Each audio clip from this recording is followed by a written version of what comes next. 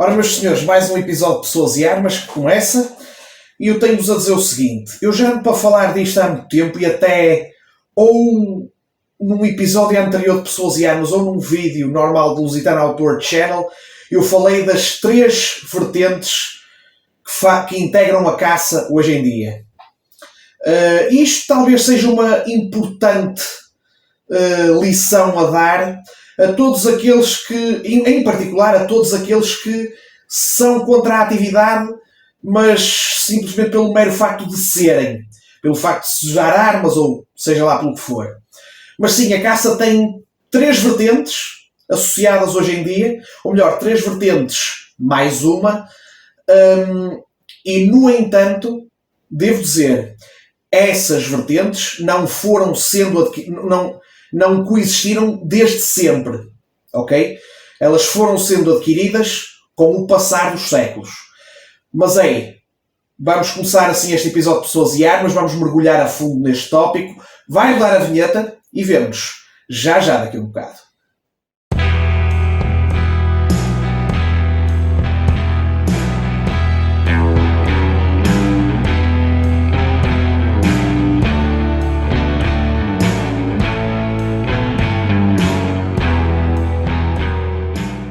Ora, então, comecemos a falar deste assunto. Não é um assunto fácil, não é um assunto que muitos caçadores consigam explicar em tão pouco tempo, mas eu vou tentar fazê-lo. Não prometo que consiga de forma eficaz, mas vou tentar. Ora, então, estas três vertentes mais uma que a caça tem. Hoje em dia, quais são? Quais são estas vertentes? Quais são estes três princípios mais um pelos quais se rege a caça hoje em dia? Tem a componente sobrevivência, a componente de lazer e de ócio e a componente conservacionista. E claro, eu digo três vertentes mais uma, porque a vertente mais um é, digamos, o respeito pela vida animal e pelos ecossistemas. Claro, também está incluído nesta parte conservacionista. Portanto, sim, são três. Eu vou usar estes três grandes campos, mas também, se vocês quiserem, podem incluir esta vertente adicional, que será uma quarta vertente, mas na minha opinião existem três grandes vertentes. Ou três grandes princípios da caça. Mas atenção, eles nem sempre coexistiram. Hoje sim coexistem, mas nem sempre coexistiram. Porquê? Ora, basta ver a história. Basta ver a história que foi sendo então desenvolvida, as teorias históricas. Por exemplo, no tempo da pré-história, como é que se fazia? Como é que as pessoas sobreviviam? Pré-história, não é? Ainda não havia agricultura, era através da caça e da recolha de produtos vegetais silvestres, nomeadamente frutos. Ok? Daí que aos homens pré-históricos se lhes chamassem caçadores-recoletores. Pois. Ou seja, também eram conhecidos como os nómadas. Porquê? Porque eles caçavam, pescavam e recolhiam frutos. Quando os recursos desse local não lhes permitiam a sobrevivência, eles deslocavam-se para outros locais. E isso, lá está, isto é discutível, mas há quem diga que isso provocou a extinção de muitas espécies. Mas era uma situação de sobrevivência, não havia agricultura. Depois, isto claro era no tempo do Paleolítico. No Neolítico, o que é que aconteceu? Ora, surgiu a agricultura. Começaram-se a criar animais para comer. Não é? Ou seja, começou a haver a agricultura e acho que também, quiçá, a pecuária. Começaram a criar-se animais para comer e então, em muitos locais, claro que a caça deixou de ser uma necessidade. Mas noutros tantos locais, no tempo do Neolítico, continuava a ser uma necessidade. Não vou negar. Tá bom? E, portanto, há esse senão. Então, depois, no tempo das monarquias, não é? Porque era aqui no tempo da monarquia, da aristocracia, da nobreza, da burguesia e por aí, foi quando a caça se estabeleceu não só como uma atividade possivelmente de sobrevivência, de subsistência, mas também estabeleceu-se como um evento social de lazer e de ócio. E isso continuou sensivelmente até à década de 1940, 50, 60. Ou seja, em que a caça, já no século XX, era vista como uma maneira de escaparmos da grande urbe, como se costuma dizer, e estarmos em contacto com a natureza. E é verdade. Não deixa de ser verdade. No entanto, vários problemas depois surgiram, não é? Ora, ao não haver uma política de gestão sustentável dos recursos cinegéticos, começou-se a ver que muito daquilo que se fazia podia levar no futuro a uma extinção de espécies. Eu acho que foi a partir dessa altura, de 1940, 50, 60, começou a haver esta generalização de que quem é caçador é uma má pessoa, porque atira tudo que mexe. Hoje em dia, obviamente que não é assim, ainda que possa haver uma pequena minoria de indivíduos, que esses aí nem se podem chamar caçadores, mas que são uns desordeiros, verdade. Eu também já vi notícias dessas, não vou mentir, mas muita gente o que é que diz? Que os caçadores são uns psicopatas, bêbados, que andam com isto nas mãos. E sim, ela está descarregada. Tá bom? Ela está descarregadinha. Que é para não haver aqui stresses. Tá bom? E a questão é mesmo esta. Ok? Foi aí que se começou a fazer essa generalização. Mas também os próprios caçadores começaram a perceber que basicamente eles tinham que adotar uma outra perspectiva de entender a caça.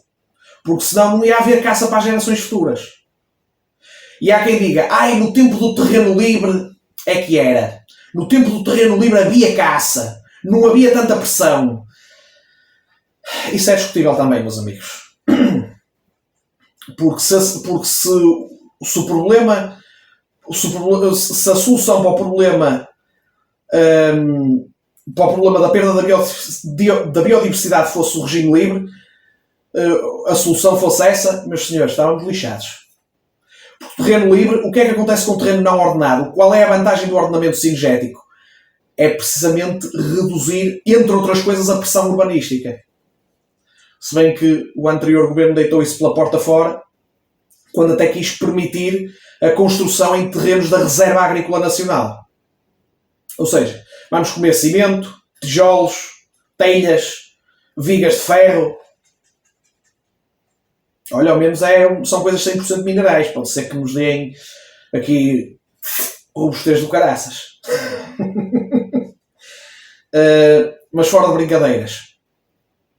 Lá está. O regime livre, na minha opinião, gente, podia até ser bom, na medida em que havia pouca pressão cinegética, as pessoas podiam deslocar-se para mais sítios e era também mais acessível a mais caçadores. É verdade, essa parte também é verdade.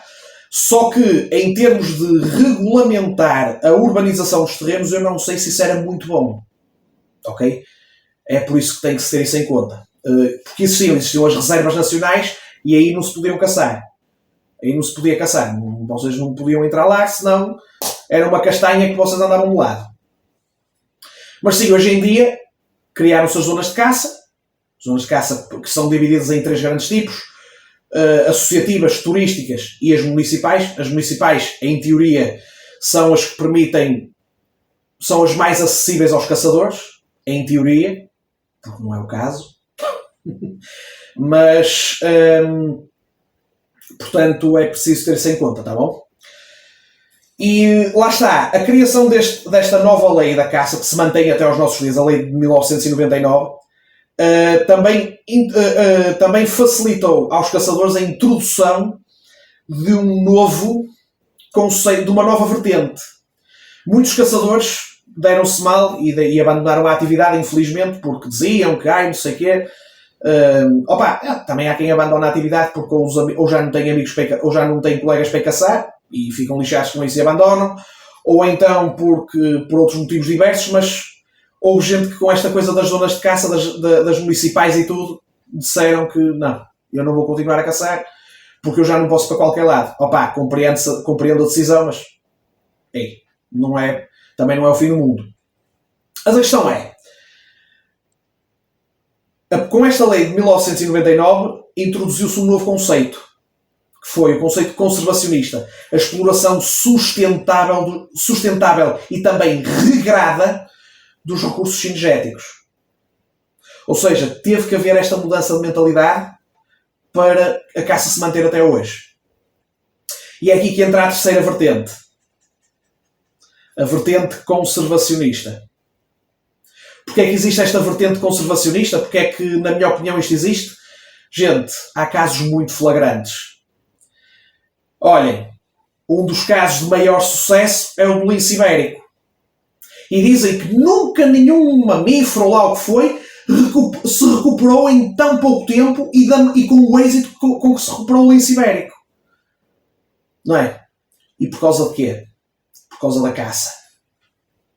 Porque ao existirem zonas de caça, existe uma das espécies mais comuns na dieta do lince ibérico, o coelho bravo.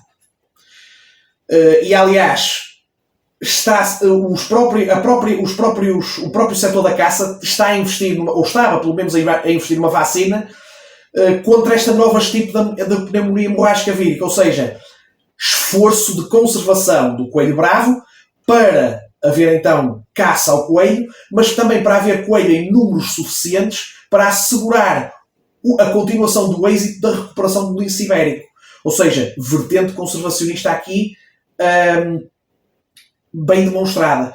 Outra parte da vertente conservacionista é a diminuição do furtivismo. Há pessoas que dizem, não sei quem é furtivo, caça para comer. Pois, e é por isso que eu digo, ainda bem que toda a caça hoje é desportiva. Porque existem regras, existem leis, existem regulamentos para cumprir. Se não fossem esses regulamentos, podem ter a certeza de uma coisa. Provavelmente nós já nem tínhamos caça nenhuma. Olha para o que vos digo. E depois não é só. Também se permite recuperar outras espécies com a ajuda das zonas de caça. Aliás, aquele artigo que eu vos mostrei da revista Wilder, da recuperação do lince ibérico, mostra precisamente isso. Uma grande parte, citação dos investigadores, uma grande parte das populações de lince ibérico, na atualidade, ocorre em zonas de caça com perdiz e com coelho. Porque será, não é? Mas também há outro caso que eu considero também bastante importante no ressalvar de que a caça é importante e tem hoje a vertente conservacionista. O caso de Botsuana. A caça no Botsuana esteve proibida. Num passado recente. Esteve proibida. Porque diziam que era a caça, ainda que controlada, ainda que com leis, que estava a acabar com a biodiversidade. Ora, acho que na altura o presidente do Botsuana proibiu. E o que é que aconteceu? Ora, o furtivismo aumentou e só se verificou um declínio ainda maior da biodiversidade. Ou seja, eles chegaram à conclusão de que, com a caça as coisas não eram assim. A caça até ajuda a conservar.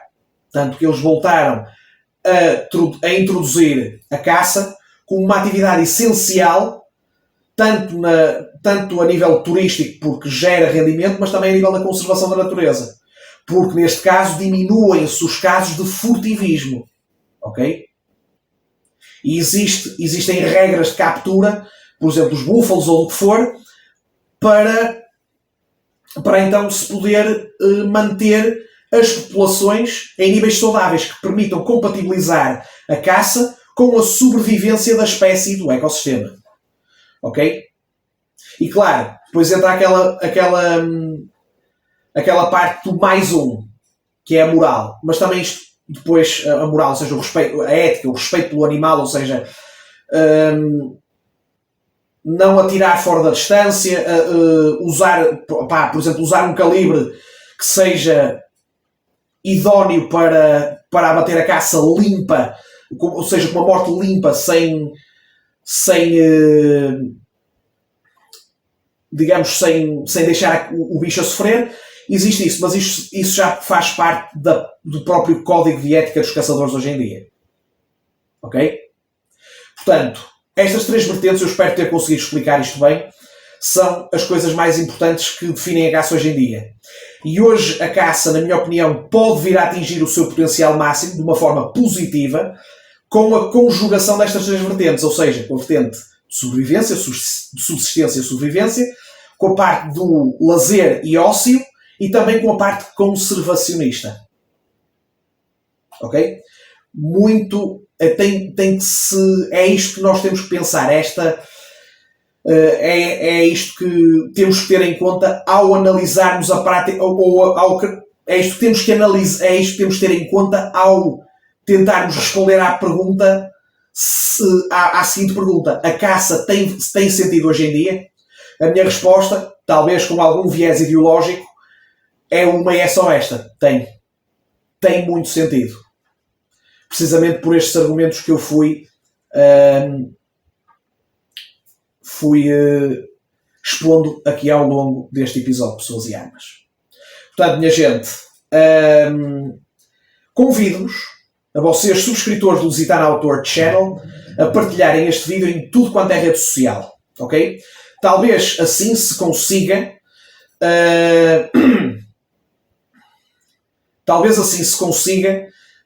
produzir uma mudança de mentalidade e informar-se corretamente as pessoas que desconhecem a atividade cinegética. Ou seja, só com este vídeo, ou melhor, não é só com este vídeo, eu também não sou o dono da verdade e da razão, mas com este vídeo pode-se dar um importante primeiro passo de transmitir informação correta e honesta intelectualmente às pessoas sobre a atividade cinegética, de modo a que elas não caiam nesta coisa do econazismo ou na doutrina animalista per se. Ok? É isto que temos que ter muito em conta, tá bom? Portanto, meus senhores, sim, como alguns dizem, sim, o conhecimento é a melhor arma contra a desinformação. E acho que, digamos que se toda a gente tiver um bocadinho mais de literacia cinegética, talvez consigam compreender a verdadeira realidade da caça e a importância enorme da mesma na conservação da natureza e da manutenção dos ecossistemas. Portanto, como eu disse, partilhem este vídeo em tudo quanto é rede social e nos vossos perfis de Facebook, Instagram, o que quiserem. Estão à vontade. Tá bom? Minha gente, posto isto, ficamos por aqui. E já sabem, se gostaram deste vídeo e se acharam que a informação aqui veiculada foi boa ou foi de boa qualidade, já sabem, deixem o vosso likezão, rebentem com o botão de like, como diz o Circásio, e acima de tudo subscrevam a Lusitano Outdoor Channel, ativem o sininho das notificações também, para a opção de todas, para estarem então a par de todas as novidades do canal. Meus senhores, eu acho que já não há muito mais que dizer aqui. Da melhor forma possível, já sabem, a despedida é sempre a mesma. Aproveitem os outdoors, boas caçadas, boa pesca, bom tiro desportivo. Um grande abraço e até à próxima.